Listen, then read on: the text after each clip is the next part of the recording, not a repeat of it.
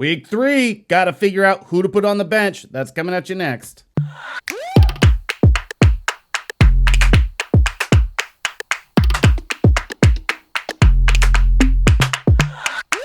Week 3 is here. Let's discuss who you want to sit, and it's going to start with Corey Davis traveling with the New York Jets to Denver, the Mile High City, a team that currently is playing quite well against poor teams. New York Jets, another subpar team, and the one thing that we do know Denver does pretty well is play defense, and so I'm worried about the New York Jets offense that, this passing game that threw 4 interceptions against New England, traveling to Denver,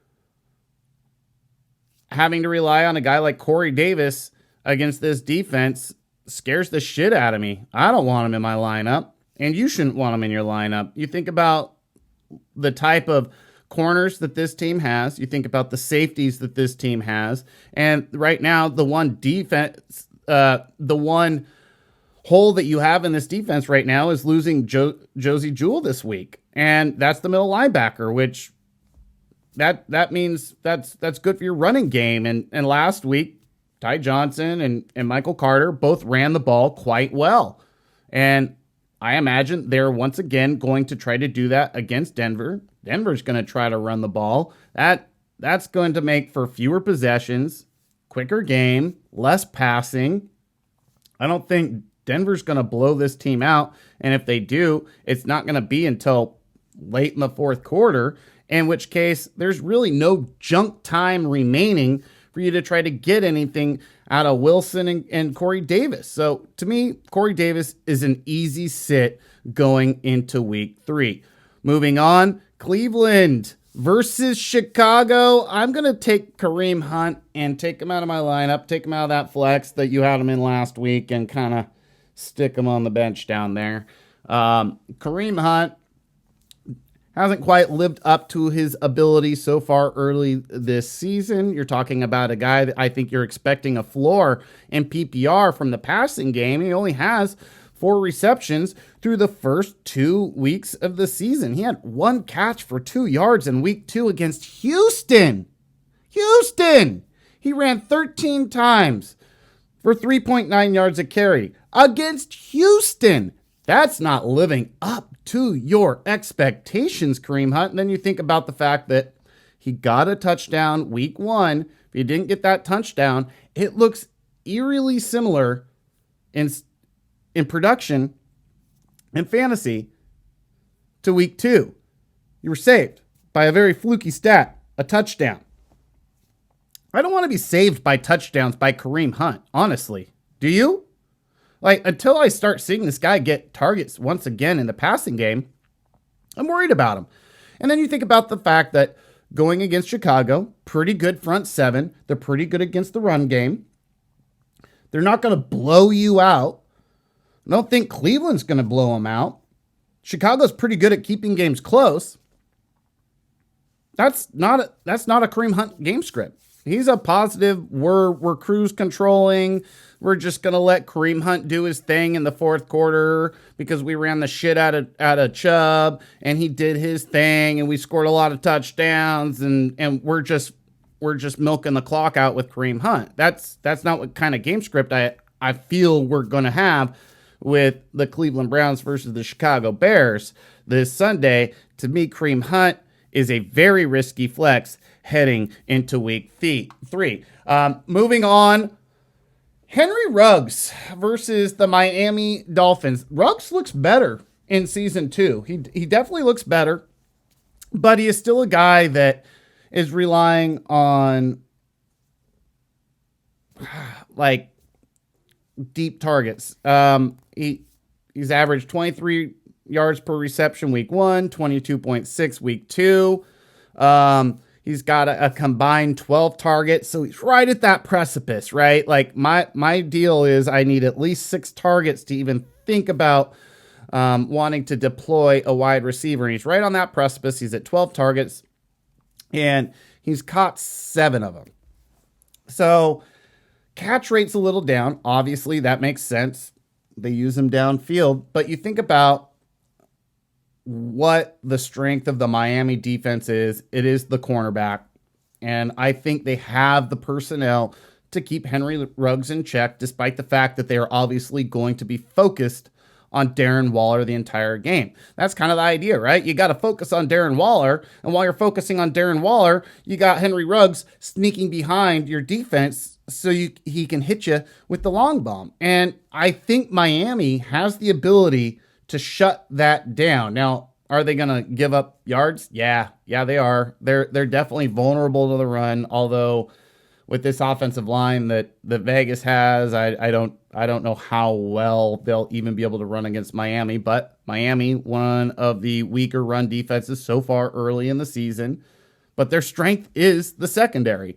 And I think that's going to keep Henry Ruggs in check heading into week 3. And to me, risky flex going into week 3 and a guy I want on my bench.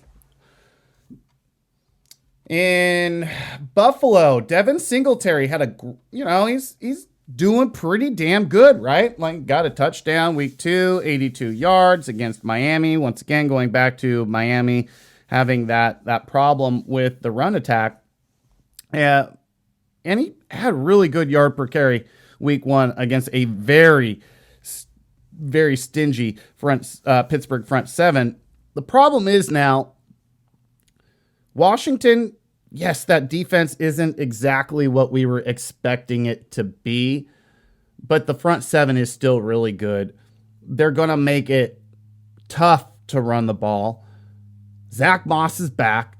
Zach Moss vultured the touchdown work last week. That's been a problem last year and this year now with Zach Moss being there, and it makes Devin Singletary a very risky flex. He has a lot of ability, but between the fact that Josh Allen can run the ball, Zach Moss steals work in the red zone, short yardage work, it just makes Devin Singletary very risky. They're still not using him a ton in the passing game, 5 receptions through the first 2 weeks of the season. Just a really risky flex, and a guy I think I want on the bench. And then here's some guys. Now, these are beware, man. I'm never going to tell anybody to sit somebody with opportunity like these guys unless I know what their backup plan is. And these guys are beware. They very well can be busts in week 3, and that's Joe Mixon at Pittsburgh. Now, like I just said, Devin Singletary had a really good yard per carry against Pittsburgh, but that front 7 is pretty damn good. And Joe Mixon is a guy throughout his career has thrived in plus matchups. Just absolutely dominates in plus matchups. But you put a little adversity in front of him, combine that with the shit fucking offensive line that they have in Cincinnati, and Joe Mixon struggles. And I think he's shown that through the first 2 weeks of the season. When you talk about what he did, 29 fucking carries week 1 against Minnesota. Granted, he did have overtime to help him get him there. 4.4 yards a carry. He had a touchdown, 4 receptions. He was really fucking good week 1. He was elite week 1. Week 2 at Chicago, another defense we've talked about today. 20 fucking carries. 69 yards, 3.5 yards a carry. No touchdowns. 1 reception for 2 yards. Dude just bombed for you last week. You think it's getting any easier at Pittsburgh, at Heinz Field, than it was last week in Chicago? If anything, it's harder. Just once again, I'm not going to tell you to sit Joe Mixon. He has fucking 54 touches through the first 2 weeks of the season. 54 touches through the first 2 weeks of the season. That's awesome. Beware Joe Mixon. Antonio Gibson going against Buffalo. Buffalo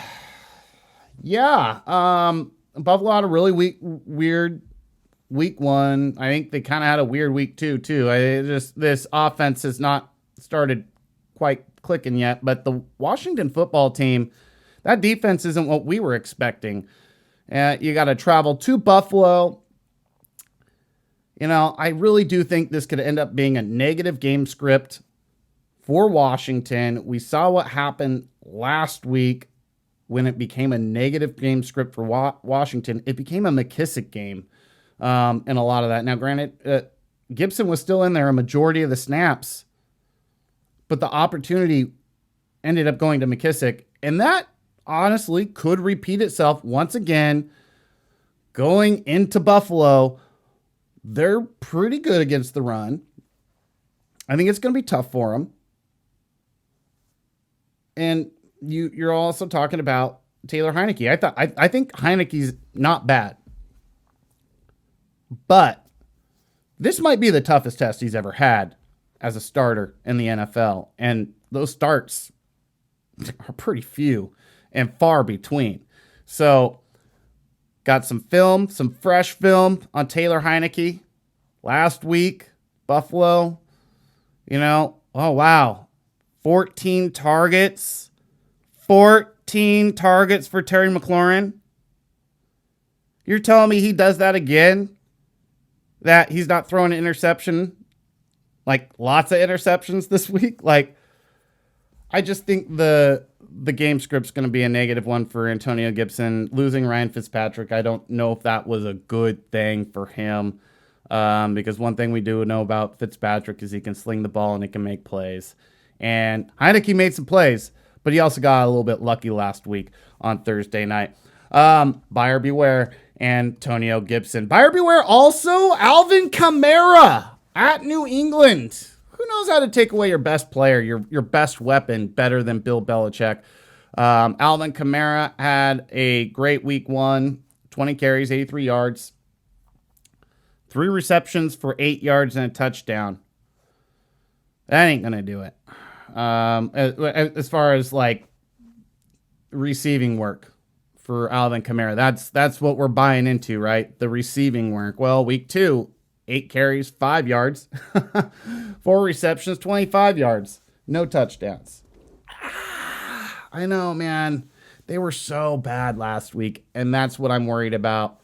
At New England, you saw what Jameis Winston did once again when he got him in duress.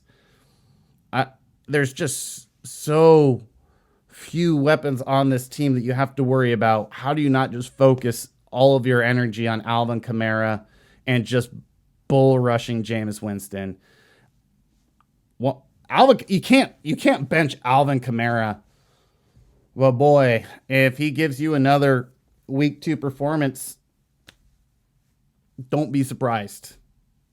I guess you could bench him if you wanted to, but then you're going to hate yourself if he, does an Alvin Kamara game. But man, this New Orleans offense doesn't at all feel the same. This New Orleans team doesn't at all feel the same. It's early, could be early week 2 overreaction, but man, I'm not buying into this New Orleans offense at all right now. Beware Alvin Kamara. Also beware Terry McLaurin. I kind of made the case a little bit earlier during the Gibson call.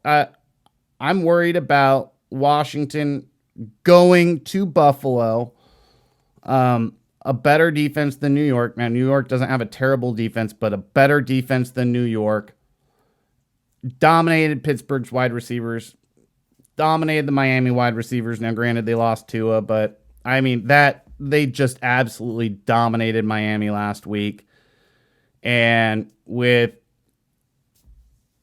what they're working with in Washington, 14 targets to Terry McLaurin, it's just going to be too easy for this defense to pick the ball off if they're going to focus all of their passing attack through Terry McLaurin. I could see him having more of a week 1 performance than a week 2 performance heading into week 3.